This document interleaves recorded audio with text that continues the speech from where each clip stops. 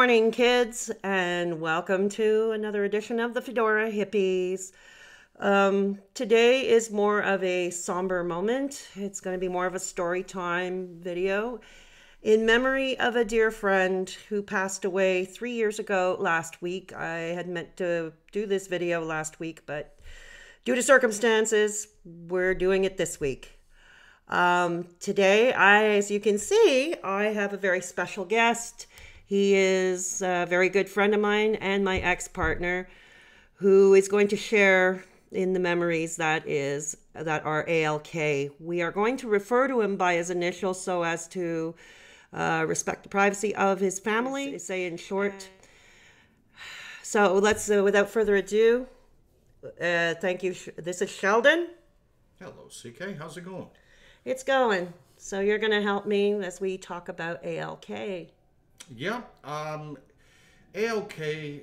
I've known A.L.K. for many years. Actually, close to 40 years. And I've known him for, it just goes back in memory. It's hard to believe that he's passed away over three and a half years ago. It's 3 years ago last week. He passed away on March 7th, 2015. It seemed like only yesterday we were visiting him in A.L.K, and it was like it's still hard to believe he's gone. I mean, he was a couple of years older than I am, and but he was such a good-natured person. You know, he was the type of person you could sit around. Never judged anybody. He always never had a bad word to say about anybody. And it's very rare these days because, you come across with so many people and, right away, this person did this person. A.L.K. never had a bad thing to say about anybody. And he was a gentle soul. He was such a nice person. One of the boys, even if you just got to know him, like you knew him in a very short period of time. Unfortunately, CK was like near the end of his life. But yeah. You established such a close relationship with him, and as far as I was concerned, I had a lot in common with him because he and I loved rock radio, and I do a radio show now that you take my place on occasion on a podcasting radio station. Yep.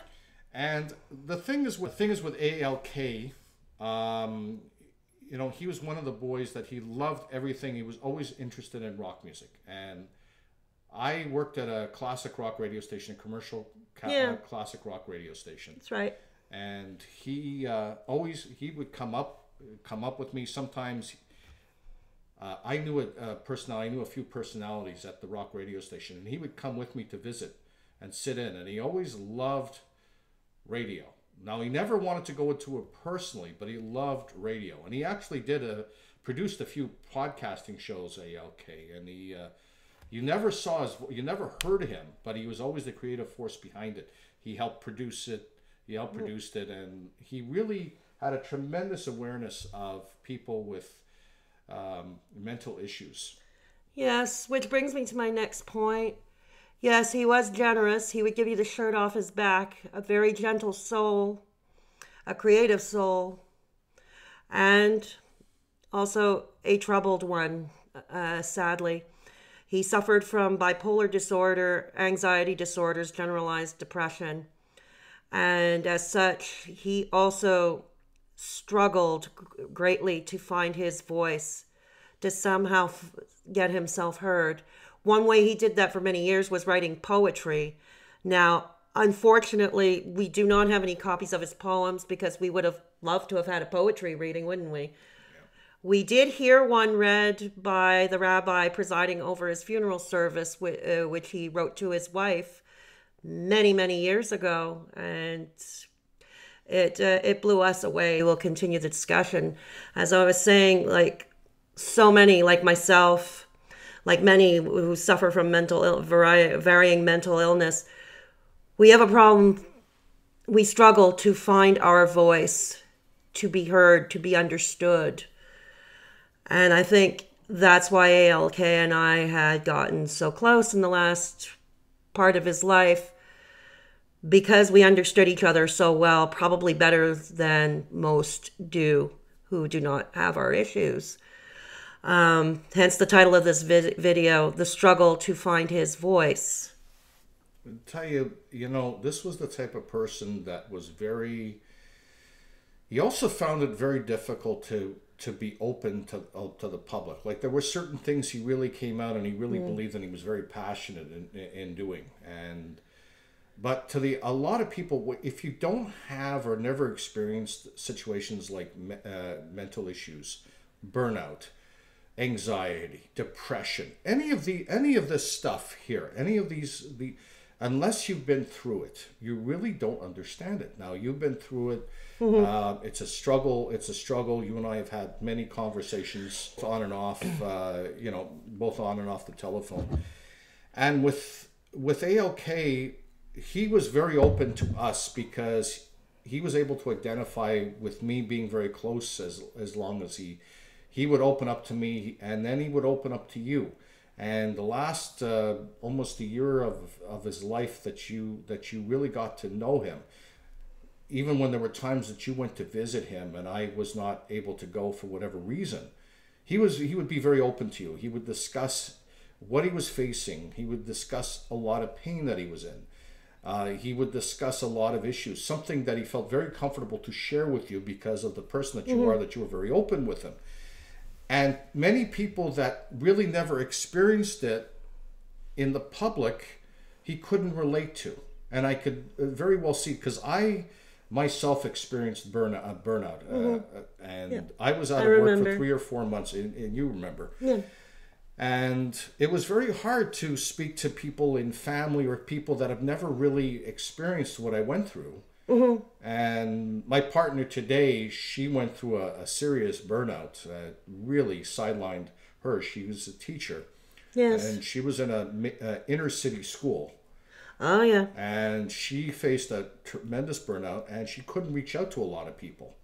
But when she and I discussed it, we were able to relate. So the same thing with A.L.K, when he discussed it with us, he was able to relate everything, what he went through, because he found it very easy. And he was the type of person that was very easy, once he knew who you were, to be able to open himself up to you and for him to feel comfortable and for him to be able to tell you everything and not hold anything back. And that's what I liked about him. He was such a gentle soul. And I'll tell you, the toughest thing, it's hard enough to do a eulogy at any funeral, but to do a eulogy at a funeral, and he asked me actually when he was alive. Yeah, I was there, and when he asked, I remember it well too. And he and his son asked me at the same day at separate intervals. His son was not in the room when I was with A.L.K, when I was seeing A.L.K, and A.L.K asked me, and then his son P.K asked me, and I couldn't believe it. I was floored.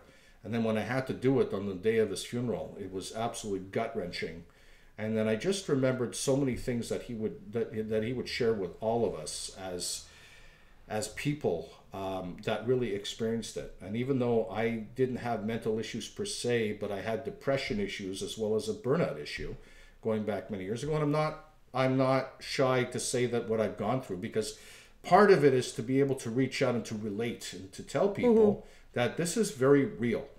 And for people who've never experienced it, you don't, I mean, not that I ever want anybody else to experience it. No, heck no. But the most important thing out of one of the things is to be able to understand. And if you don't understand, or if you don't relate, or you don't, it's very hard to relate from your own perspective of what you went through or what A.L.K went through. And that's what I loved about A.L.K. He was a sweet, gentle man, a soul, and a person that really was so emotional. There would be times very sensitive, yeah. I would see tears coming from his eyes, and you remember this. Yeah. Okay? You would see tears coming from his eyes, and you would just see, I saw the pain that he was in, but the pain he was in terms of relating, but in terms of the comfortability and the ability for him to relate to us and to open up to us, he was gratified knowing that there were people there to listen. Or you even understand where he was coming from. Yeah. Because so many people don't, and that was a main frustration of his, as it is of mine a lot of the time. Like I said, he really struggled to find his voice to be heard, and outside of writing poetry. But eventually he did mercifully find a support group of people, of kindred spirits, that he enjoyed very much going to. In fact, I think that was the only social outing that he would feel comfortable going to, because I know he was never really comfortable in social settings in large groups. And neither am I, for that matter. You know, it's like, and he told me like how he never felt, no matter how long he knew these whoever he was with, or they were friendly, or he never felt he fit in. And again, neither do I. One thing A.L.K. did though possess was a great sense of humor. Oh, hell yeah. But the thing is, like, if you really knew him and he was very comfortable with you, he would have this fantastic, awesome sense of humor. He would joke around, make people laugh, but only the people that he was very comfortable with. Otherwise, like, I found he was more deadpan. Yeah, and you know, like Bob Newhart-esque, you know. Yeah, exactly. But it's only the people that he could relate to. The people that he couldn't relate to, he was very shy. Yeah. It was very difficult for him to open up. But if he was able to open up, the people that he was very close to, like you and myself, he would be very comfortable. He would joke around, but he would also share a lot of his pain. He would share his emotions. He would sit down, have many conversations with the two of us. I remember when we went to visit him at the hospital and at the palliative care. We'd be the only ones in his room at the time. And he would just sit down and he would share a lot of his things, a lot of his experiences, a lot of his pain, a lot of his emotions. And the poetry was a really new thing, because I never really knew that much about him, that he was really into poetry until the end, near the end. And I read a couple of his poetry that poems that he wrote, and I didn't even know, and I saw it, and I was so moved by the emotion that I saw within the poetry and the writing itself. It came out. It engulfed me in some of his poems, and I was really quite drawn to it. And I never knew he had this ability to express feelings in poetry. And it's not rhyming per se. No. But it was just the thoughts and feelings on paper, which is not a very easy thing to do. No. To be able to write everything what you feel up here onto paper. And he did it so eloquently.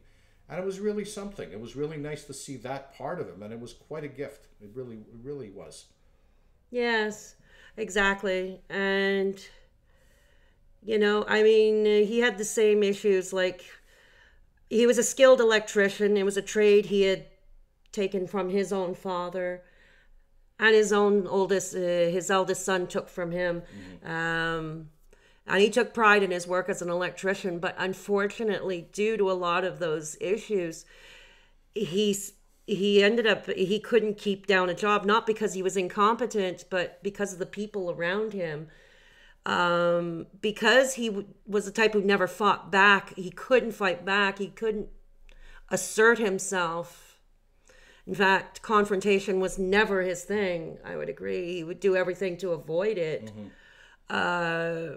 You know, that this was why he couldn't hold down a job. Like, he was, and as such, he was often bullied at the workplace. Also based on the lack of understanding too, that employers don't understand it, and employers, some of them could be very, like really, I don't know if the word is bully-some or bully. I mean, if they basically left him alone to do his job that he knows how to do. Yeah.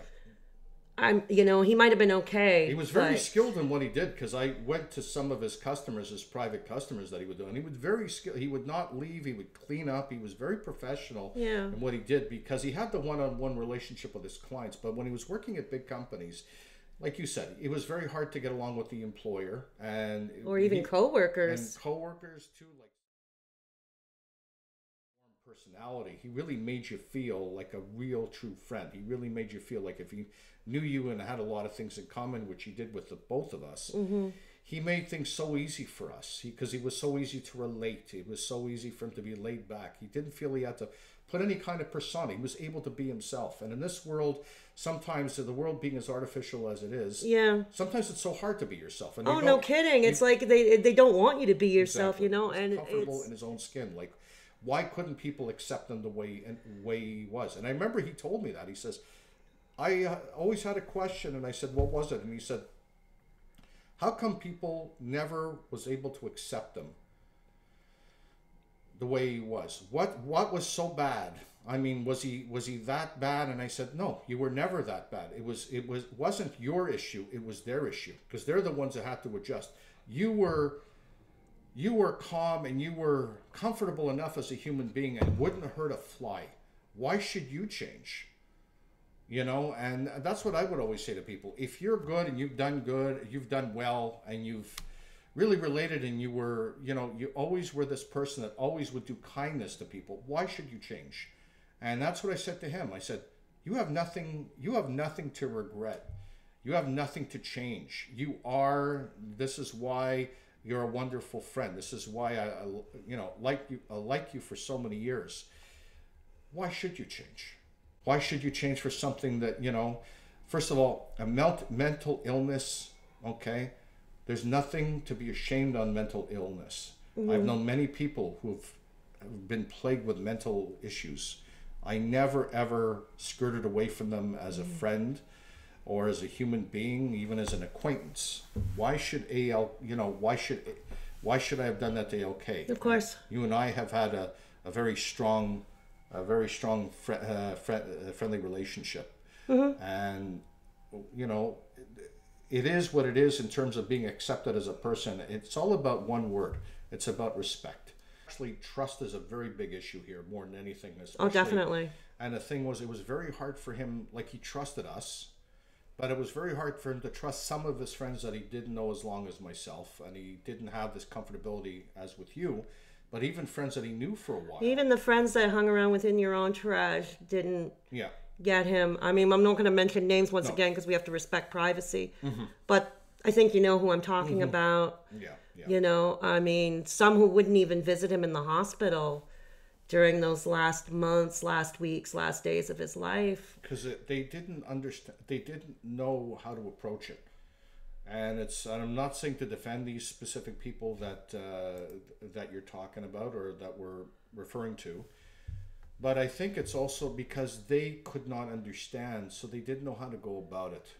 And I think the biggest thing is that people have to learn to know what mental health is, and should do a little bit of investing and reading and reaching out and asking the questions, asking particular questions, even if they may not fully understand, but just to get a little bit more knowledge.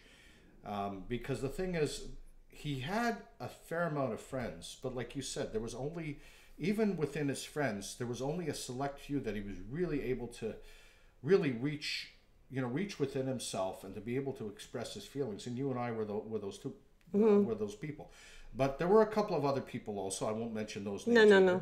But but again, like you reiterated, there were other people. There were a lot of people that were friends of his that really couldn't understand what he was going through, and it frustrated him. And I remember having conversations with him.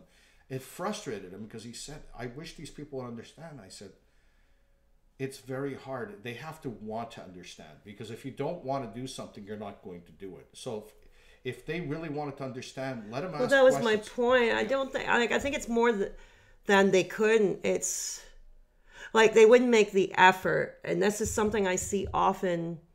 You know, they see somebody who's a little different from the norm, or a little, a little different than what society expects. You don't look a certain way. You don't act a certain way. Mm-hmm. You don't eat a certain way, for God's sake. You don't behave a certain way. You don't dress a certain way. It's like, fuck you. It's like, fuck you. I don't want to get to know you. Yeah. You don't fit our expectations. And this is what he saw plainly as well. And he started to question it, and rightfully so, as I'm questioning it as I hit middle age myself. Like, for instance, a question, why am I not allowed to stand up for myself or to assert myself? But that's another conversation for another time. But also, you were the type of person that if you wanted to, you would. Like, in other words, you would defend your own principles. You would be very strong in terms of standing up to something. And A.L.K, really wasn't. It was up for people that if they really embraced his friendship and really wanted to know that much about him, all they would have to do is ask questions, and he would answer. He would have answered them. Like he would answer with me, but he knew that we both understood him. And it wasn't like we were asking him a lot of questions. It was something that he already was very comfortable to relate to the both of us. But for other people, like, why couldn't they ask questions? And then he would have answered them. Oh, he would have been more than open to answer them. And as I discovered myself, his struggle to find his voice, continued. And he started to find it with that support group that I mentioned early on in this video. And then, he was even more open about it. He talked about it, more and more at the hospital as he knew he was facing the end of his life. The poor man, his lungs were failing him, due to his illness. And sometimes it would take every last breath for him to be able to get his message across. But he was finding his voice slowly toward the end of his life, which I'm happy about. But sad that he couldn't find his voice much early on when he was stronger, when he was able to breathe better. After he was transferred to palliative care, just about a week or maybe a few days before he passed, there was a group of medical students from McGill University, I believe, or Université de Montréal, who were doing rounds with the doctors at the center, and was happy to give a talk to them, in his weakened state, oxygen dependent, his last, every last breath he can muster, talked about what mental illness was like from somebody who had lived long with it. And he was so proud to tell us, like, I wasn't there at the time, but he was so proud to tell us. He was so proud of himself. It was like at that moment, I think he succeeded, that was the final notch to succeed in finding his voice. Yeah, he had a nice gleam to his eye. He had a nice smile on his face, and he felt like, I think, he felt very at peace. Exactly. He got it done, he got it done before. He got it done. He explained it to a group of strangers. I mean, it's not to say that medical students haven't studied mental health. I don't know. Some of them might have studied psychiatry or psychology.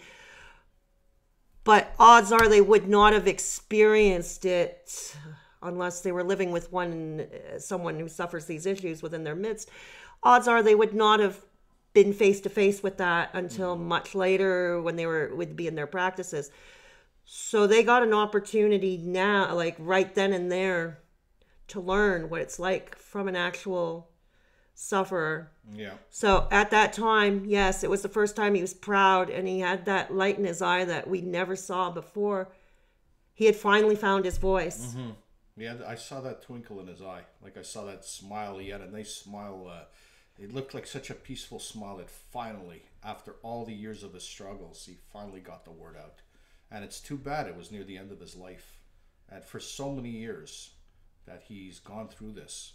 And finally, right near the end of his life, he finally was able to shed some light and be comfortable to finally tell people out there, to tell these people in the room of what exactly he went through. And he's glad he got the word out. And I think that they understood him, and that's what it was all about them to understand. And that's what it was. And that's what A.L.K. was all about. Plus also I forgot to mention, before ending up in the hospital, he did produce a few podcasts for his community group who were talking about mental health awareness. I'm not sure if the YouTube channel is still up and running. I will check that out, and if it is, I will post a link to that below in the description box. Yeah.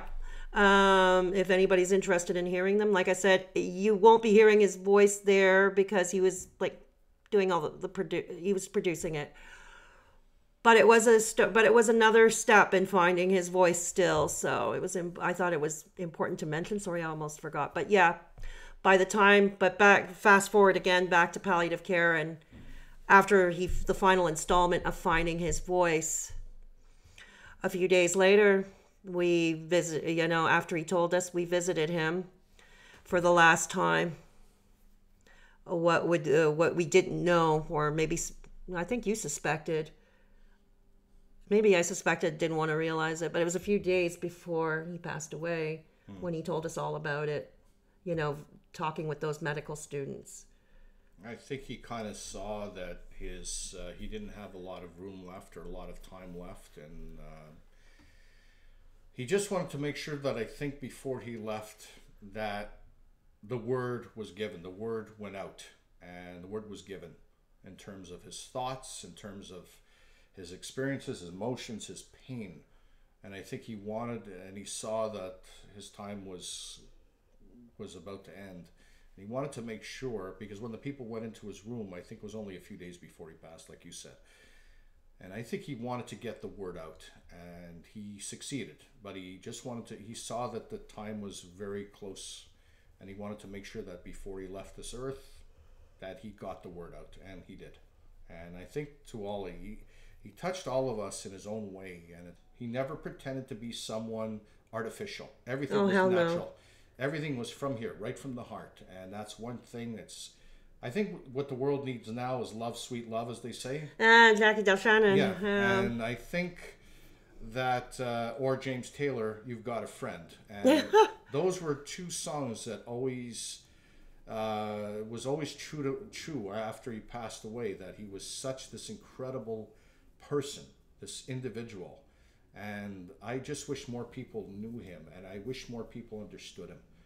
And I think as time goes on and his passing, I think as he's looking to us from the heavens above, I really would like to think that he would have a big smile on his face, that if more people understood mental health and what more people are going through in their day-to-day life, I would say on his behalf, for people out there that are watching this video right now, and I'm really glad that I really want to thank you from the bottom of my heart for asking me to appear, CK, and I couldn't have do it without. Well, in all honesty, I couldn't have done it without you. So well, I appreciate that. Yeah. And thank you for the opportunity for me to share to the viewing Progress public. is slow, and I think what A.L.K. wanted, and what I would want, is that subsequent generations of those suffering these same issues do not run into the same barriers that he did, that I did, and still do to this day.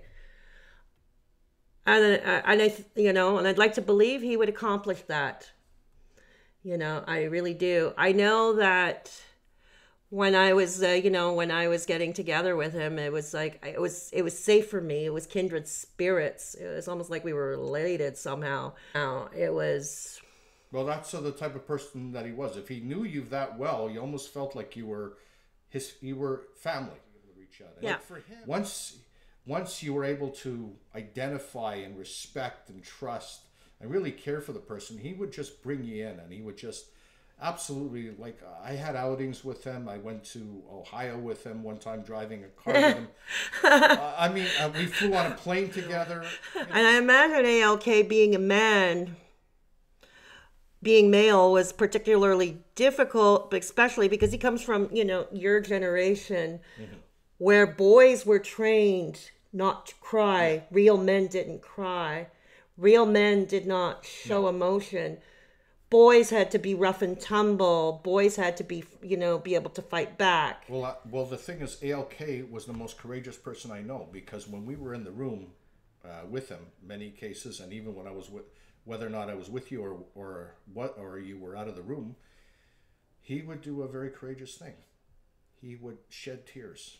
Yeah. And he looked at me and he says, I hope there's nothing wrong with shedding tears. I said, what are you talking about? I said, you're doing something courageous, because I see your emotion, I see your feeling, I see your passion. And there's nothing wrong. Not to mention he was facing the end of his life, which is, I can't even begin to fathom what that is like. No. And that'll be a transcendental question where there's never an answer. I think the thing is with him, he was not afraid. Like at the end of his life, he was not afraid. you know, and I think he was most at peace after, admitting to us, sharing with us his own experience, talking about mental illness as a patient to that group of medical students. I think that's when the circle closed finally for him. As you know, a few days later, he passed on. It was like, I remember, the day I was out shopping, you were waiting in the car for me, and you had received the call from his son that he had passed that day. As a matter of fact, I was talking about Rush. I did it in Profile, which is don't want to start promoting. Yeah, you can promote your radio show. It's okay. Okay. Sure. I'll put the link in the description box, plus the time when you can hear Sheldon on his radio show. Thank you, CK. But there's a feature that I have in the middle of the month. It's called In Profile, and I promised his son a long time ago. I said, I want to play a tribute to your dad, your late father. And I know that he loved Rush. And the thing was, I took A.L.K. to a Deep Purple concert. And Deep Purple, like you said, one of his favorite groups, and he amassed a lot of albums from Deep Purple, and as I presently have in my record collection, in my MP3 collection inside the vault, and I took him to one or two Deep Purple. I think I took you to a Deep Purple also. Yeah, you did. It was our second date, actually. Yeah, it was our second date. Okay. Over 10 years ago. Yeah, yes, we's old. I was working at a commercial radio station. I had a lot of these perks to go to concerts, so I took you for the second date, and then I took him one time, not for a date, but I took him. But I took him to Deep Purple, and there were times I wanted to get Rush tickets. And for whatever reason, I don't know what it was, it never worked out. Either I couldn't get the tickets at that time, or he couldn't go, or somebody was not feeling well, or whatever. It just never gelled on the Rush. But Deep Purple and Yes was another favorite of his. Yeah. And he and I would share a lot of musical memories. I would go into his room and we would listen to records. And Jethro Tull was another favorite. Yeah, he loved Tull too. And we would listen to a lot of music and everything like that out of his record library and stuff, and I would just see the gem in his eye, and he would start talking about these groups and everything like that. And he was so much into the rock, into the classic rock stuff where the current rock radio station doesn't play anymore, and he used to complain about as much as I did. And then I remember when I got the job working there, he couldn't believe it, because he and I used to go up with DJs. We used to go and see at the radio station. We would sit in on their shows, and then one time he came up and saw me working, and he would sit right beside me, and it was like incredible. As a matter of fact, on New Year's Eve, we had all request evening on New Year's Eve, and the thing is, we didn't get a lot of requests. So the people that request, shall we say, they weren't in the best condition. Okay, so the thing was, I would call him, and I'd ask him to request a song. So I'd record him, and then I would play one of his requests. Yeah. So I would say, listen to the radio, A.L.K, and I'll play, it'll be coming up about 10, 15 minutes. So he heard it, and he heard the song, and he called me up, and I saw, you know what it's like when there's a 15 or 16 or 18 or 19-year-old kid getting their first car, getting their first whatever, like something really big. It meant so much to him just to hear that song. He wasn't so concerned about his request, like it was nice to hear it on the radio. Do you remember what the song was precisely? It was a Deep Purple song, Child in Time. That is his favorite Deep Purple song. Always has been. One from my partner too, that she loves it and I love it and you love it. I love it too. Yeah. So and the thing was, I just heard, he called me up after at the radio station, and he says, "Thank you so much." And he sounded like, I don't think I ever heard him so happy. And it was just, and when I took him to Yes and I took him to Deep Purple, the smile, like the gleam in his eyes, hearing them live for the first time, because I used to get free concert tickets back then, and he just absolutely, he was like a boy in a candy, a kid in a candy store. He was so like gleaming is the word that I'm searching for right now. You could, like, I wouldn't believe. And those smiles I still remember to this day, and that's something that I'll always cherish about him. He was just an amazing person. And before he passed on, he actually asked me on his cell phone to get a ring. Yeah. On one of the cell phone, custom rings. Yeah, I remember that. So what song did he ask? Bourrée, Jeff Rotel, Tom Sawyer by Rush. Tom Sawyer by Rush. That's what he asked me to do. And the third one was Time by Pink Floyd. Yeah. Yeah. So it was really something. But you know what?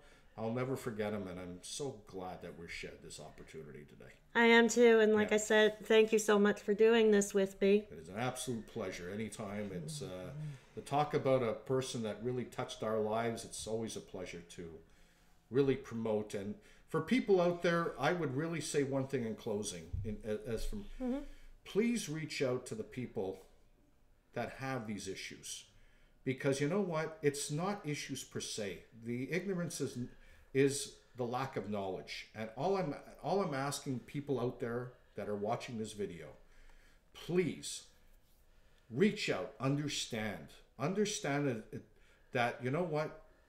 People are normal like anybody else. They have a heart, they have a soul. Reach out, try to understand. And if you don't understand, ask questions. Very well said. So, with that, and like I said, the one thing that had eluded him up until near the end of his life, the struggle to find his voice, finally ended as well. Thank you. Take care, everybody. Take care of yourselves and each other. Okay. Bye-bye. Bye-bye.